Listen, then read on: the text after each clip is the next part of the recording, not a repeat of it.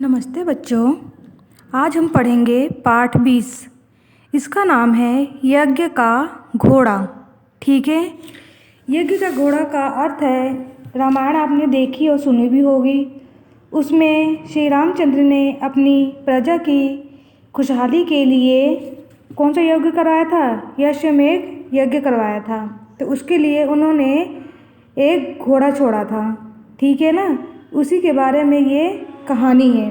ठीक है, तो आइए शुरू करते हैं। अयोध्या के राजा श्री रामचंद्र जी।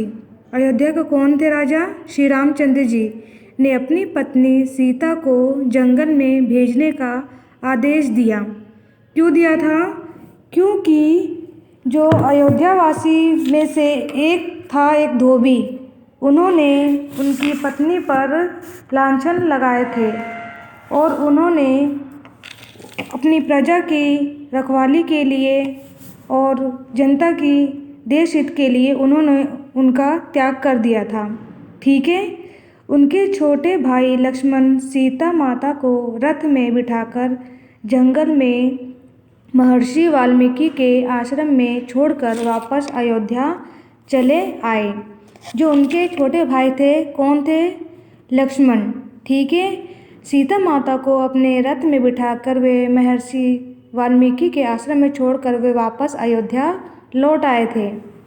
माता सीता ने कुछ दिनों के पश्चात, जब माता सीता वन में गई थी तो वह क्या थी? गर्भवती थी। ठीक है। कुछ दिनों पश्चात का अर्थ होता है बाद, दो सुंदर तेजस्वी बालकों को जन्म दिया। दो सुंदर, बहुत ही तेजस्वी थे। तेजस्वी का अर्थ तेज, दिमाग वाले, बुद्धिमान। ठीक है ना। उन्होंने सुंदर दो बालकों को जन्म दिया। एक का नाम लव तथा दूसरे का नाम कुश रखा गया।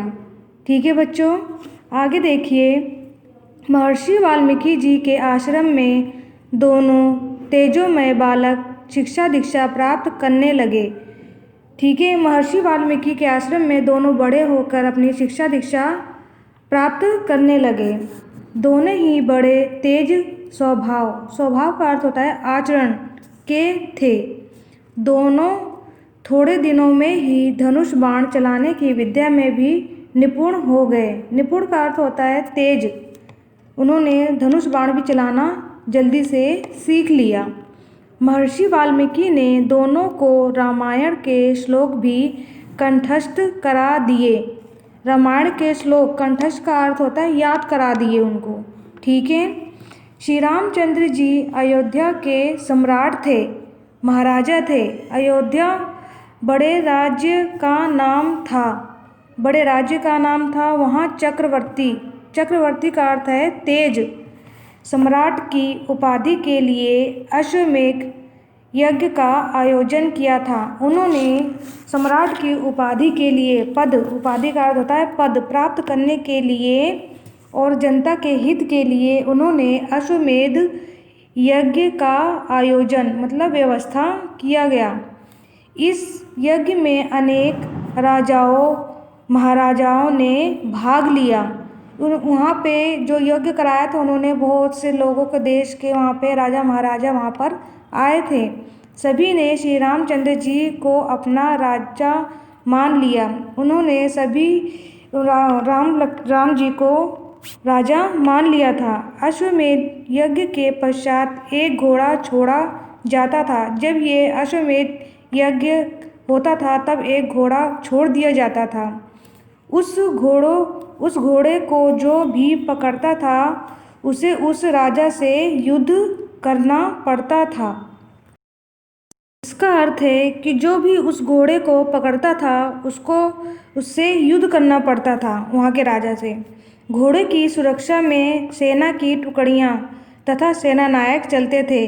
घोड़े की सुरक्षा के लिए उसके साथ सेना तथा सेनापति उसके साथ साथ चलते थे। उस काल में किसी का साहस नहीं था। साहस का अर्थ होता है हिम्मत नहीं था कि उस घोड़े को पकड़कर अयोध्या की सेना और श्री रामचंद्र जी से युद्ध कर सके। उस समय किसी की इतनी हिम्मत नहीं थी कि उस घोड़े को पकड़कर अयोध्या की सेना से तथा श्री रामचंद्र जी से युद्ध का अर्थ होता है लड़ाई कर सके।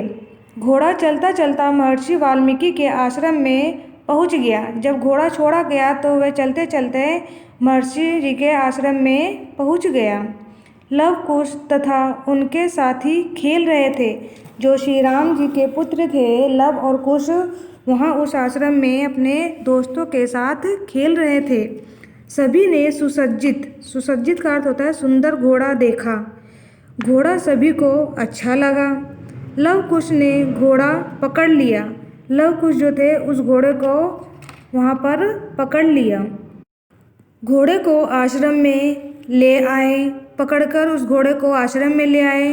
घोड़े के पकड़े जाने का समाचार सेना को मिला। जब लव कुश ने उस घोड़े को पकड़ लिया तो उसका समाचार सेना को मिला। सेना ने अपने सेना नायकों को जानकारी दी। जो सेनापति थे उनको जानकारी दी। दोनों ओर से युद्ध हुआ। दोनों तरफ से युद्ध हुआ, लड़ाई हुई। अयोध्या की सेना को हार का मुंह देखना पड़ा। जो अयोध्या की सेना थे वह हार गई। युद्ध करने के लिए भरत शत्रुघ्न भी आए थे और लक्ष्मण भी, हनुमान जी भी आए। युद्ध करने के लिए लव कुश से भरत शत्रुघ्न लक्ष्मण और हनुमान जी भी आए। हनुमान जी सब समझ गए थे, वो तो अंतर्यामी थे, उन्हें सब पता था। उन्हें दोनों बालकों में अपने आराध्य श्री रामचंद्र जी दिखाई दे रहे थे। उन्हें जो हनुमान जी थे उन दोनों बालकों के अंदर श्री रामचंद्र जी की छवि दिखाई दे रही थी। जब लव कुश उन्हें बांधने लगे तो हनुमान जी स्वयं बंध गए। जब उन घोड़ों को बांधने लगे और उन लोगों को बांधने लग गए, किसको बांधने लग गए? हनुमान जी को जब बांधने लग गए तो उनको जबरदस्ती न बांध के वो खुद उनके चुंगल में आ गए। आश्रम में हनुमान जी को सीता जी ने पेड़ से बंधा देखा तो सीता जी ने लव कुश से जानकारी प्राप्त की। जब आश्रम में हनुमान जी को सीता जी ने बंधा हुआ देखा तो लव कुश से पूछा कि ये क्यों बांधा हुआ है इनको। महर्षि वाल्मीकि जी भी सब कुछ समझ रहे थे, वे सब कुछ जान चुके थे। उन्होंने अपनी रामायण में सारा घटनाक्रम की मतलब सारी जानकारी उन्हें पहले ही ज्ञात थी, अंकित कर दिया था, मतलब उन्हें बता दिया था। उन्होंने सीता माता को सब कुछ बता दिया। अयोध्या की सेना युद्ध में हार चुकी थी। जो अयोध्या की सेना थी लव कुश से, वह हार चुकी थी। श्री रामचंद्र जी ने सेना के साथ आए। जब श्री रामचंद्र जी को पता लगा तो वे अपनी सेना के साथ वहाँ आए। इधर महर्षि वाल्मीकि सीता माता के साथ लव कुश को लेकर आए। इधर सभी लोग उनके सामने आए। सभी को अब बात समझ में आ गई थी। अयोध्या की सेना को हराने वाले और कोई नहीं, अयोध्या के ही राजकुमार लव कुश है। अयोध्या के सेना को कौन हरा सकता है? जो तेजस्वी है, जो उनमें उनकी छवि दिखाई दे रही है, उनके पुत्र ही हो सकते हैं, और तो कोई नहीं उनको हरा सकता। ठीक है। सेना में भी खुशी थी कि यह हमारे राजकुमार हैं। श्री रामचंद्र जी ने सीता जी से वापस अयोध्या चलने की बात कही थी। उन्हें वापस ले जाने की बात कही। सीता जी अयोध्या वापस जाने को तैयार नहीं थी। सीता जी तो जो थी वो अयोध्या जाने के लिए तैयार नहीं थी। श्री रामचंद्र जी ने लव कुश को गले लगाकर उन्हें समझाया। अपने बेटों को उन्होंने गले लगाकर उनसे बात की, उन्हें समझाया। लव कुश ने भी अपनी माता सीता को अयोध्या चलने के लिए कहा। जो उनकी माता थी लव कुश, उनको जाने के लिए बोला कि चलिए माता जी अयोध्या वापस चलते हैं। महर्षि वाल्मीकि ने भी कहा, बेटी सीता तुम सदैव से पवित्र हो, आदि शक्ति हो, अब अयोध्या चली जाओ। जो माँ सीता थी माँ लक्ष्मी का रूप है, ठीक है ना, वो बिल्कुल आदि शक्ति हैं, वे सदा ही पवित्र रही हैं। ठीक है। सीता माता जी ने कहा, हे धरती माँ, जब ये सब बातें हुई तो उन्होंने कहा, हे धरती माँ, यदि मैं अपने मन, कर्म, वचन से सदैव से पवित्र हूँ, यदि मैं अपने मन से, कर्म, अपने काम से और वचन से सदैव पवित्र रही हूँ, तो आप मुझे अपनी गोद में समा लें, अपनी गोद में ले लें। मैं अब इस संसार में नहीं रहना चाहती, मैं अब इस दुनिया में नहीं रहना चाहती। ये संसार मेरे लायक नहीं है, ये जो दुनिया है मेरे लायक बिल्कुल भी नहीं है। उसी क्षण धरती फट गई और उसमें से धरती माता सिंहासन पर विराजमान होकर प्रकट हुई। ठीक है बच्चों, ये आपने रामायण में देखा होगा कि धरती माता सिंहासन पर बैठकर आती हैं और उन्होंने सीता माता को बुलाया, बेटी आ जाओ। माता सीता को बुलाया, बेटी आ जाओ। सीता माता धरती माता के साथ सिंहासन पर बैठकर धरती में समा गई, वह वहाँ चली गई।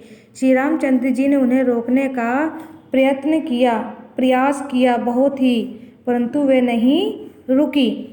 सभी मानते हैं कि आज तक का सर्वश्रेष्ठ राज्य राम राज्य है। ठीक है, श्री राम के राज्य में कोई दुखी नहीं था, उनके राज्य में कोई भी दुखी नहीं था। वह बहुत ही सच्चे, ईमानदार और बहुत ही लायकदार ही राजा थे। सब निरोग रहते थे, सबका आचरण श्रेष्ठ, आचरण मतलब होता है व्यवहार, श्रेष्ठ मतलब ऊंचा रहता था। कोई ऊंच नीच या भेदभाव नहीं था। सभी ऋतुएं समय से आती और जाती थी, जो सभी मौसम थे समय से आते और जाते थे। ठीक है बच्चों, आपको ये पाठ समझ में आ गया होगा। अब ये देखिए शब्दार्थ। निपुण का अर्थ है चतुर, प्रयत्न का अर्थ है प्रयास, सेना नायक का अर्थ है सेनापति, तेजोमय का अर्थ है तेज से भरा, आचरण का अर्थ है व्यवहार, सुसज्जित का अर्थ है सुंदर सजावट वाला। ठीक है बच्चों, ये जो पाठ आपको समझना है और ये शब्दार्थ आपको अपनी कॉपी में करने हैं। ठीक है बच्चों।